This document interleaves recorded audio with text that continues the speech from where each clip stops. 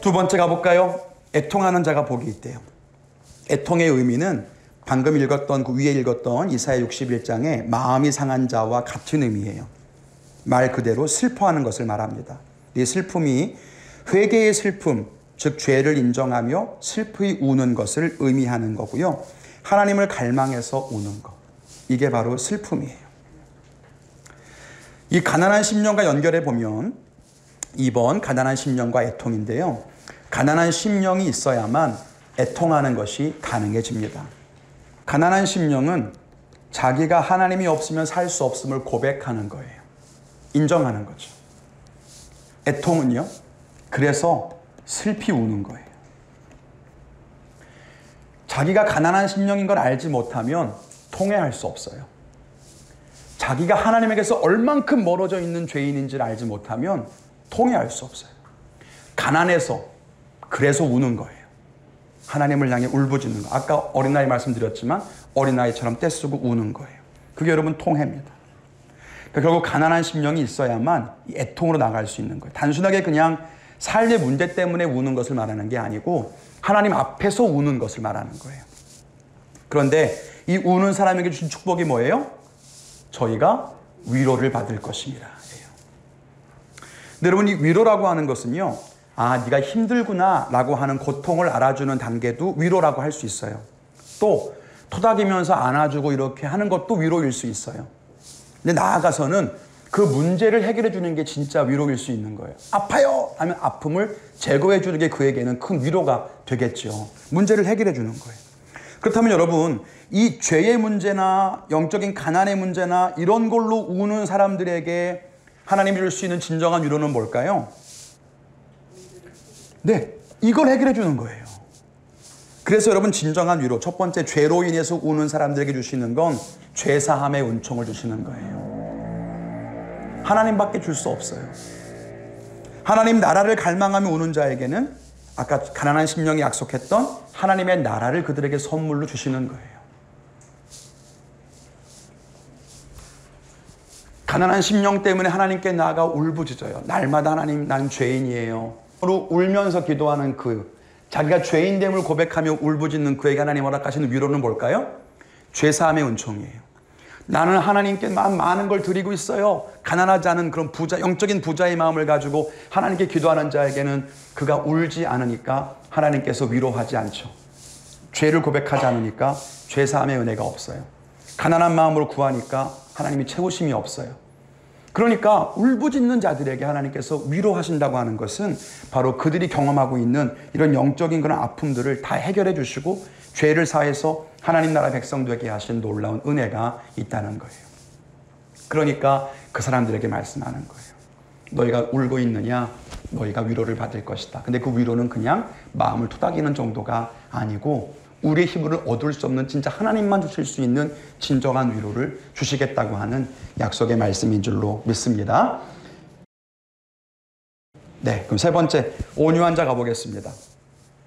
온유의 의미는 헬라어로 프라우스라고 하고요. 점잖은, 겸손한, 부드러운 이런 의미를 가지고 있고, 여러분 히브리어로 똑같은 말은 아나윈인데 이 안에는 가난하다는 의미가 들어있어요. 가난하다. 그래서 여러분, 온유는 가난한 심령과 비슷합니다. 심령의 가난과 애통을 통해서 생기는 온순함이 바로 온유예요. 이렇게 설명을 드릴 수 있을 것 같습니다. 이 온유는 성품적으로 부드러운 걸 말하는 게 아니고요. 어쩔 수 없이 꺾여진 것을 말해요.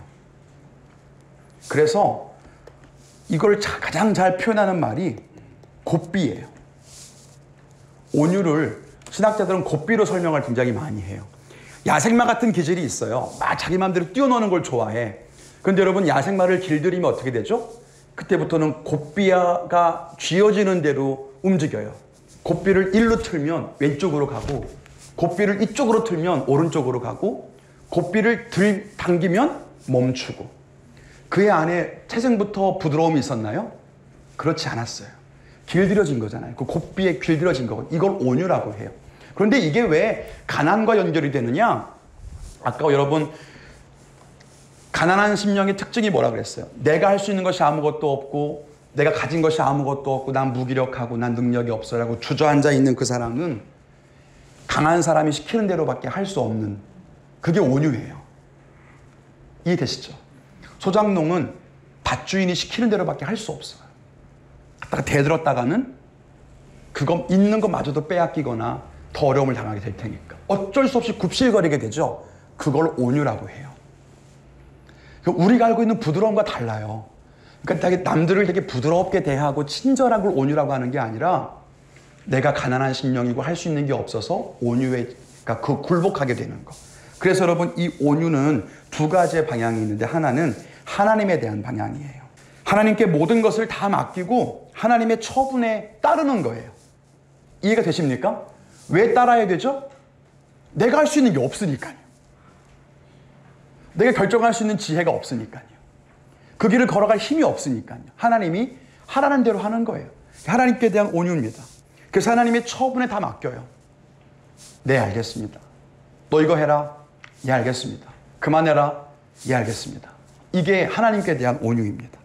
그래서 웨슬리 목사님은 하나님께 모든 것을 맡겨드리는 것, 그것이 곧 온유다, 이렇게까지 말씀을 했어요.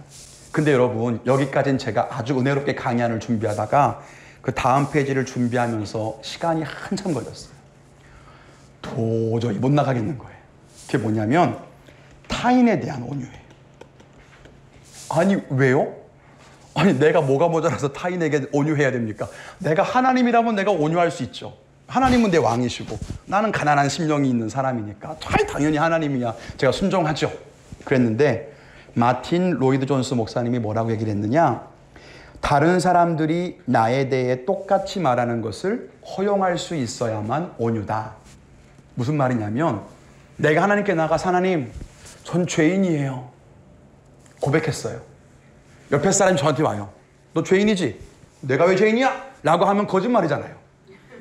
그러니까 방금 하나님께 내가 죄인이라고 고백했잖아요. 근데 그 얘기를 다른 사람이 나한테 말을 하면 인정하지 않으려고 하는 습성이 우리에게 다 있어. 내가 왜 죄인이야? 이렇게.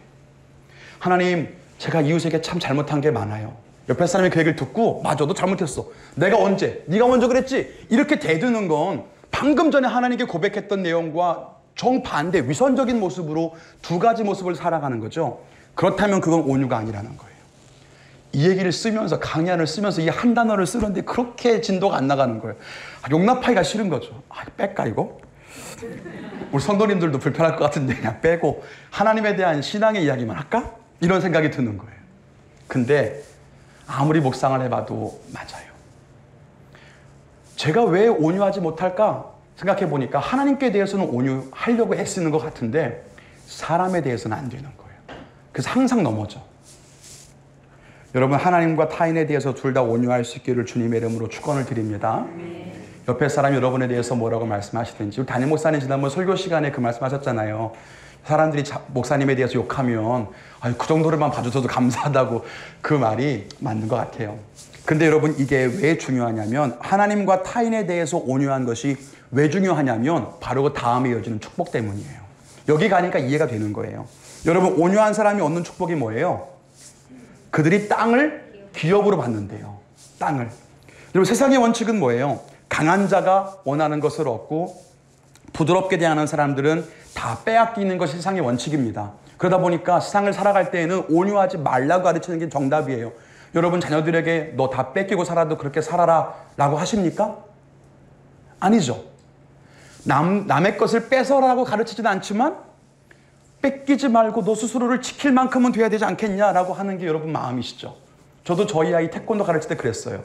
남을 때리지는 말아야겠지만 적어도 맞질 말아야 되지 않겠니? 이렇게. 그래도 적어도. 왜냐하면 약하면 뺏긴다는 게 우리 생각이니까. 근데 오늘 예수님께 모였던 사람들은 다 약한 자였어요. 뺏기는 사람들이었어요. 근데 그들을 향해 말씀하시는 거예요. 뺏기고 있느냐? 지고 있느냐? 지배당하고 있느냐? 괜찮아. 그 온유한 자가 복이 있어. 왜 그런지 아니? 라고 하시는 말씀이 땅을 기업으로 받는 거예요. 여러분, 기업이란 말은요, 기업, 유산입니다. 여러분, 혹시 유산 받으신 분 계신지 모르겠지만 유산을 자기의 힘으로 가질 수 있는 사람이 있나요? 유산을 자기 힘으로 갖나요? 학력으로 갔나요? 뭐 잘생겨 순서대로 받는 것도 아니고 유산은 그냥 주어지는 거예요. 그런데 자기들이 빼앗기고 그렇게 눈물 흘렸던 그 땅을 하나님이 유산으로 너희에게 주시겠대요. 너희의 힘으로 얻는 것이 아니라. 온유에서 뺏겼느냐? 괜찮아. 힘으로 얻을 수 있는 게 아니야, 그건. 내가 기업으로 너희에게 줄게. 내가 내 것을 너희에게 줄게. 이렇게 약속해 주시는 거예요. 이스라엘 백성들에게 하나님이 주신 그 땅을 기업이라고 하는데 그 땅을 얻기 위해서도 사람들은 전쟁을 했어야만 됐습니다. 그렇지만 하나님께서는 그것이 사람의 힘으로 얻을 수 있는 것이 아니라 빼앗기고 양보하고 지는 사람들에게 내가 너에게 약속의 땅을 줄게 이렇게 말씀하신다는 거예요. 그래서 이 땅을 유산으로 받고 싶은 사람들은 온유함이 있어야 한다는 거죠. 가난해요. 힘이 없어요. 땅을 빼앗겼어요. 억압을 당해요. 그럼 내가 저걸 다시 되찾으려면 어떻게 되느냐? 힘을 기를까? 싸울까? 대들을까? 나도 한번 내 편 만들어 볼까? 가 아니라 온유한 마음을 지키는 사람에게는 그 잃어버린 땅을 다시 유산으로 주시겠다는 거예요. 여러분 이 축복을 누리시기를 주님의 이름으로 축원을 드립니다. 그래서 하나님과 사람들에게 둘 다 온유해야 되는 거예요. 이 온유함이 결국은 그 빼앗긴 것을 내게 다시 하나님께서 주실 것이기 때문입니다. 이게 성경의 약속이에요. 강한 자는 자기 힘으로 얻을 수 있는 것만큼밖에 얻지 못하겠지만 약한 자는 하나님이 주시고 싶은 것들을 마음대로 주실 수 있다는 것을 가르쳐 주시는 거예요. 그 성경의 약속에도 보면 시편 37편에 보면 온유한 자들은 땅을 차지하며 주의 복을 받은 자들은 땅을 차지하고 의인이 땅을 차지하고 이런 이야기가 쭉 나오는 겁니다. 여기까지 이해되십니까? 여러분 가난한 심령, 하나님의 은혜가 아니면 살 수 없다 고백했던 대표적인 인물은 수로보니게 여인 같은 사람? 하나님 은혜의 부스럭이라도 좀 주세요. 그렇게 고백했던 그 아시죠? 그 여인이요. 그 사람, 그게 심령, 가난한 심령이 아닐까? 애통하는 사람은 자기의 죄인인 됨을 알고 예수님께 나아가 하염없이 눈물을 흘렸던 향유컵을 깨뜨렸던 그 여인 같은 마음인 거죠. 사람들이 나를 죄인이라고 정죄해. 나도 알아. 내가 주님께 가는 게 난 너무 슬퍼. 나에게는 가난한 심령의 고백이 있어. 감사함이 있어. 그 주님께 나아가 그 앞에 섰을 때에 예수님 발 앞에 엎드려 그가 할 수 있는 건 하염없이 우는 거였어요. 눈물이 예수님 발에 자꾸 떨어져.